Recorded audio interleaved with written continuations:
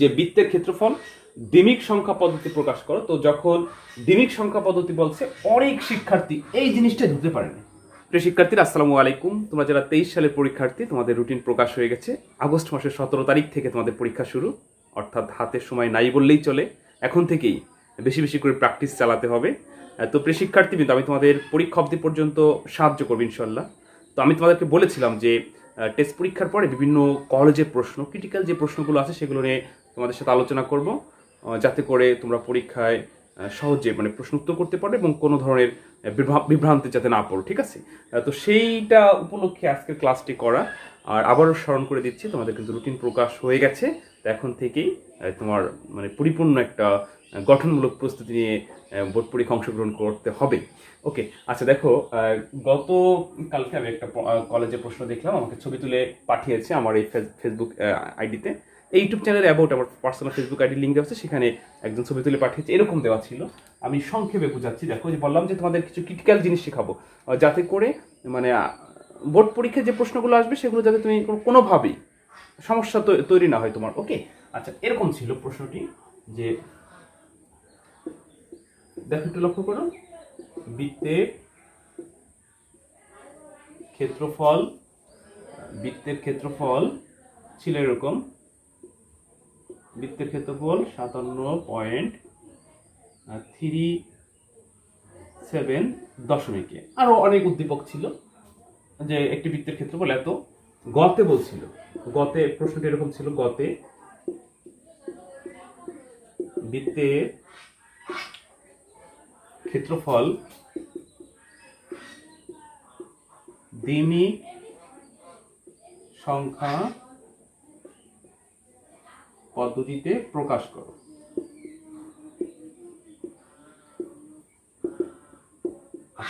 তো গতে বলছে বৃত্তের ক্ষেত্রফল দ্বিমিক সংখ্যা পদ্ধতিতে প্রকাশ করো, মানে বৃত্তের ক্ষেত্রফল দেওয়া আছে 57 অর্থাৎ 57.37 দশমিকে। আরো উদ্দীপক অনেক কিছু লেখা, আমি সেটা বুঝাচ্ছি না, আমি বুঝাচ্ছি এই জিনিসটা, যে বৃত্তের ক্ষেত্রফল দ্বিমিক সংখ্যা পদ্ধতি প্রকাশ করো। তো যখন দ্বিমিক সংখ্যা পদ্ধতি বলছে, অনেক শিক্ষার্থী এই জিনিসটা ধরতে পারেনি। তো অনেকেই দেখা যাচ্ছে যে এটাকে যদি এই দ্বিমিক না বলে, কি বললে তোমরা বুঝতা, সেটা আমি বলতেছি, একটু মজা করি। যে এই শব্দটা বলাতে অনেক শিক্ষার্থী অঙ্কটাই করতে পারে নাই। তো দেখো, বৃত্তের ক্ষেত্রফল আছে দশমিকে, তাহলে আমরা জানি দশমিক থেকে হয় অক্টালে যেতে বলবে, না হয় হেক্সাডেসিমেলে যেতে বলবে, না হয় বাইনারিতে যেতে বলবে। কিন্তু কি বলছে? দ্বিমিক সংখ্যা পদ্ধতি। তো দ্বিমিক সংখ্যা পদ্ধতি আবার কি? এখন এই দ্বিমিক সংখ্যা পদ্ধতি হচ্ছে বাইনারি সংখ্যা পদ্ধতি। তো দেখো, যদি বলতো যে বৃত্তের ক্ষেত্রফল বাইনারি সংখ্যা পদ্ধতিতে প্রকাশ করো, তো আমার মনে হয় যে মোটামুটি যারা সংখ্যা পদ্ধতি করছে সকল শিক্ষার্থী এই প্রশ্নের উত্তর করতে পারতো, 3-3 পাইতো। কিন্তু দ্বিমিক সংখ্যা পদ্ধতি বলাতে কিন্তু দেখা যাচ্ছে যে পারতেছে না।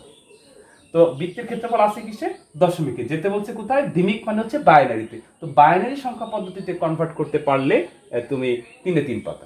তো দেখো, বাইনারি না বলে দ্বিমিক বলছে, প্যাচ লেগে গেছে, তাই না? আচ্ছা, তারপর আমি এটা করাই দিচ্ছি। তো এই জন্য আমি তোমাদেরকে বলছি যে এখন থেকে তোমরা নিয়মিত ক্লাস পাবে, যেহেতু রুটিন প্রকাশ হয়ে গেছে। আর এখন থেকে মনে করো যে সপ্তাহে একটা না, প্রতিদিন একাধিক ক্লাস পাবে ইনশাল্লাহ। যেভাবে হোক প্রতিদিন আমি তোমাদেরকে একাধিক ক্লাস করার চেষ্টা করবো। প্রচণ্ড গরমের ফলে ক্লাস করাতে বোরিং ফিল হয়, যার ফলে ওইভাবে ক্লাস করেনি। দেখো, যে ঘামা যাচ্ছে, তারপর ক্লাস করাতেই হবে, কারণ আমাদের পরীক্ষা চলে আসছে। তো শিক্ষার্থী, কিন্তু আমি এই প্রশ্নটির উত্তর এখন করে দিচ্ছি। আমার বিশ্বাস যে তোমরা এটা তো পারবেই, যদি সংখ্যা পরিবর্তন করে দেয় তাও পারবে, বা দশমিক থেকে যদি বাইনারিতে না বলে অন্য কোনো সংখ্যা পদ্ধতি বলে তাও কিন্তু তোমরা পারবে। ভগ্নাংশ আকারে থাকলে পারবে, পূর্ণ সংখ্যা আকারে থাকলেও পারবে। তো একটু লক্ষ্য করো কিভাবে প্রশ্নটির উত্তর করতে হবে। আর তোমরা চাইলে কিন্তু আমার কাছে আইসিটি অনলাইনে পড়তে পারো, যেহেতু পরীক্ষা চলে আসছে। তো এই স্ক্রিনে দেওয়া এই নাম্বারে কল করে আমার সাথে বিস্তারিত আলোচনা করে নিও। আর এছাড়া তোমরা যারা আমার এই চ্যানেলটি সাবস্ক্রাইব করেছো, তোমাদের অসংখ্য ধন্যবাদ। আর যারা এখনো সাবস্ক্রাইব করে নাই, সাবস্ক্রাইব করে নিও, কারণ আমার এই চ্যানেলে শুধু HSC ICT ক্লাসে ভিডিও আপলোড করা হয়। আচ্ছা, এই উত্তরটা আমি এখন করে দিচ্ছি। ধরো, গ নম্বর উত্তর লিখলাম যে বৃত্তের ক্ষেত্রফল দ্বিমিক সংখ্যা পদ্ধতিতে প্রকাশ করা হলো। দ্বিমিক হচ্ছে বাইনারি। তো আছে কত? দেখো, আছে হচ্ছে 57.37। কিসে আছে? দশমিকে। যেতে বলছে দ্বিমিক সংখ্যা মানে বাইনারি সংখ্যা। তো আমরা জানি দশমিক সংখ্যা থেকে যে কোনো সংখ্যায় যাওয়ার সূত্র হচ্ছে একটি, যে সংখ্যা পদ্ধতিতে কনভার্ট করা হবে সেই সংখ্যা পদ্ধতির বেস দ্বারা ভাগ করতে হয় পূর্ণ সংখ্যাকে, আর ভগ্নাংশ থাকলে গুণ করতে হয়। তো দ্বিমিক মানে হচ্ছে বাইনারি, বাইনারি সংখ্যা পদ্ধতিতে যেতে বলছে। তো বাইনারি বেজ হচ্ছে 2, তাহলে 2 দিয়ে ভাগ করতে হবে, 2 দিয়ে গুণ করতে হবে। যদি অক্টালে বলতো তাহলে 8 দিয়ে ভাগ করা লাগতো, 8 দিয়ে গুণ করা লাগতো। যদি হেক্সাডেসিমালে বলতো তাহলে 16 দিয়ে কাজ করা লাগতো। এই হচ্ছে অর্থাৎ দশমিক থেকে, এই দশমিক থেকে যে কোনো সংখ্যায় যাওয়ার এই একটাই নিয়ম, যে সংখ্যায় যাব সেই সংখ্যার বেজ দ্বারা ভাগ করতে হবে। তো এখানে বাইনারিতে যাচ্ছি, তাই বাইনারি বেজ হচ্ছে 2, এই জন্য 2 দিয়ে কাজ করতে হবে। তো এখানে বাইনারি না বলে দ্বিমিক বলাতেই একটা কাজ লেগে গেছে, যাই হোক তোমরা একটু শিখে নাও। আচ্ছা, 2 57 মধ্যে কতবার যায়? তোমরা উচ্চ মাধ্যমিকের শিক্ষার্থী অবশ্যই ভাগ করতে পারবে। তো 2 57 মধ্যে কতবার যায় দেখো, 2 57 মধ্যে যায় হচ্ছে হলো কতবার, 28 বার। 28 দুগুণী 56, 28 দুগুণী 56, তা আছে 57, ভাগশেষ হচ্ছে 1। তুমি যদি সংক্ষেপে করতে পারো, যে এভাবে যদি একবারে বুঝতে না পারো, 2 5 এর ভিতর 2 বার যায়, হাতে থাকে 1, 1 হলো 17, তো 17 এর ভিতর 8 বার যায়, 8 দুগুণী 16, ভাগশেষ 1। আবার ভাগ, যতক্ষণ পর্যন্ত ভাগফল 16 না হবে ততক্ষণ পর্যন্ত তুমি ভাগ করবে। তো 2 28 এর মধ্যে কতবার যায়? 2 28 এর মধ্যে যায় হচ্ছে 14 বার, 14 দুগুণী 28, আছে 28, ভাগশেষ 0। আবার ভাগ, 2 14 এর মধ্যে কয়বার যায়? 7 বার, 7 দুগুণী 14, আছে 14, ভাগশেষ 0। আবার ভাগ, 2 7 এর ভিতর 3 বার যায়, 3 দুগুণী 6, আছে 7, ভাগশেষ 1। আবার ভাগ, 2 3 এর ভিতরে একবার যায়, 2 1 2, আছে 3, ভাগশেষ 1। আবার ভাগ, 2 1 এর মধ্যে যায় না, তো সেক্ষেত্রে ভাগফল হচ্ছে 0, এখানে যা আছে তাই ভাগশেষ।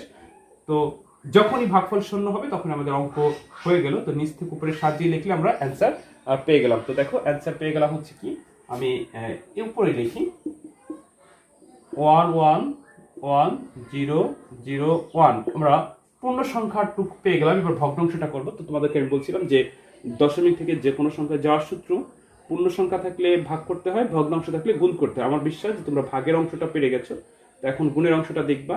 তো এই বৃত্তের ক্ষেত্রফল দ্বিমিক সংখ্যা পদ্ধতি বলাতে, দ্বিমিক হচ্ছে বাইনারি, বাইনারি বেজ হচ্ছে 2, 2 দিয়ে কাজ করা লাগছে। যদি অক্টালে বলতো তাহলে 8 দিয়ে ভাগ করতাম, হেক্সায় বললে 16 দিয়ে। নিয়ম কিন্তু এক, তুমি কিন্তু অবশ্যই ভাগ পারো, কারণ তুমি উচ্চ মাধ্যমিকের শিক্ষার্থী। আচ্ছা, তাহলে দশমিক থেকে যে কোনো সংখ্যা যাওয়ার সূত্র হচ্ছে পূর্ণ সংখ্যা থাকলে ভাগ করতে হয়, ভগ্নাংশ থাকলে গুণ করতে হয়। কাকে দিয়ে ভাগ করতে হয়, কাকে দিয়ে গুণ করতে হয় বলো তো?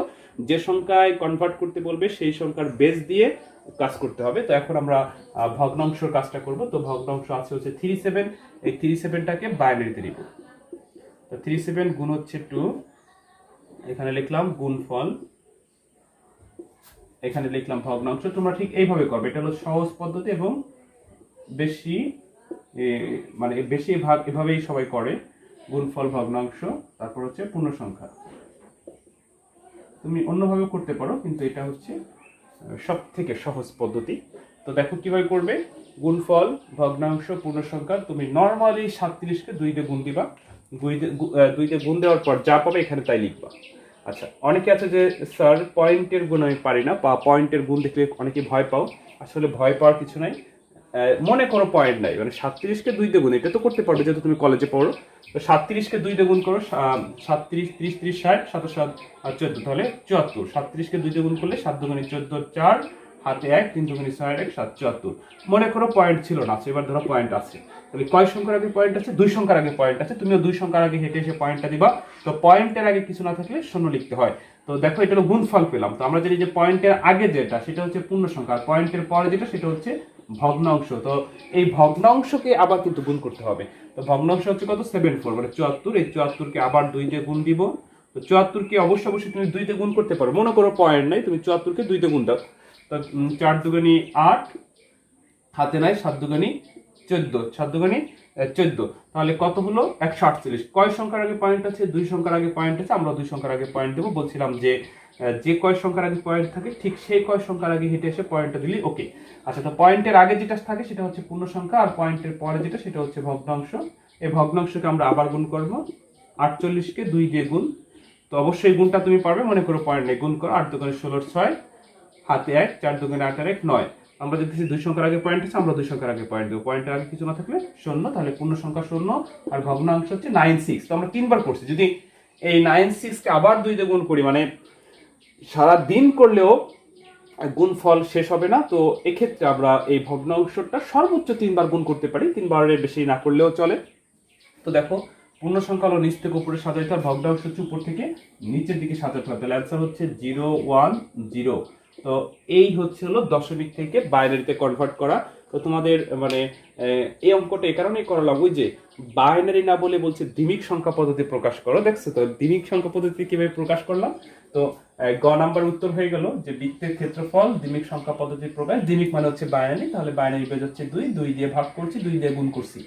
তো দ্বিমিক না বলে বাইনারি বললে তো সহজে বুঝতা, বা বাইনারি না বলে যদি অক্টাল বা হেক্সা বলতো তাও কিন্তু তুমি পারতে। শুধু মনে রাখবা দশমিক সংখ্যা থেকে যে কোনো সংখ্যায় যাওয়ার সূত্র হচ্ছে যে সংখ্যায় কনভার্ট করতে বলবে সেই সংখ্যার বেস দিয়ে কাজ করতে হবে, অর্থাৎ পূর্ণ সংখ্যা থাকলে ভাগ করতে হবে, ভগ্নাংশ থাকলে গুণ করতে হবে। তো প্রিয় শিক্ষার্থী কিন্তু আশা করি তোমরা বুঝতে পারছো। তো এরকম ছোটখাটো যেই প্রশ্নগুলো তোমাদের বুঝতে সমস্যা হয় সেগুলো নিয়ে বেশি বেশি আলোচনা করব। আর বললাম যে তোমাদের রুটিন প্রকাশ হয়ে গেছে, অর্থাৎ বোর্ড পরীক্ষা অবধি পর্যন্ত তোমরা নিয়মিত ক্লাস পাবে। আর শুরুতে বলেছিলাম যে তোমরা যদি চাও আমার কাছে আইসিটি অনলাইনে পড়তে পারো, মনে করো তুমি আইসিটিতে দুর্বল, তাহলে অবশ্যই অবশ্যই আমার সাথে যোগাযোগ করো। ইনশাআল্লাহ আইসিটিতে কোনো সমস্যা থাকবে না। যে কয়টা দিন আছে এর ভিতরেই যেভাবে হোক পাস মার্ক তুলে দিতে পারবো। আর আইসিটি বইয়ের যে কোনো সমস্যা যদি থাকে কোথাও আমার সাথে শেয়ার করতে পারো। এই ইউটিউব চ্যানেলের অ্যাবাউট আমার পার্সোনাল ফেসবুক আইডি লিঙ্ক দেওয়া আছে, সেখানে এসে আমার সাথে যোগাযোগ করতে পারো, অথবা স্ক্রিনে দেওয়া এই নাম্বারে কল করে বা কমেন্টে জানাতে পারো। তো ঠিক আছে প্রিয় শিক্ষার্থীবৃন্দ, ভালো থেকো। অন্য কোনো দিন অন্য কোনো ভিডিওতে আবার কথা হবে। আসসালামু আলাইকুম।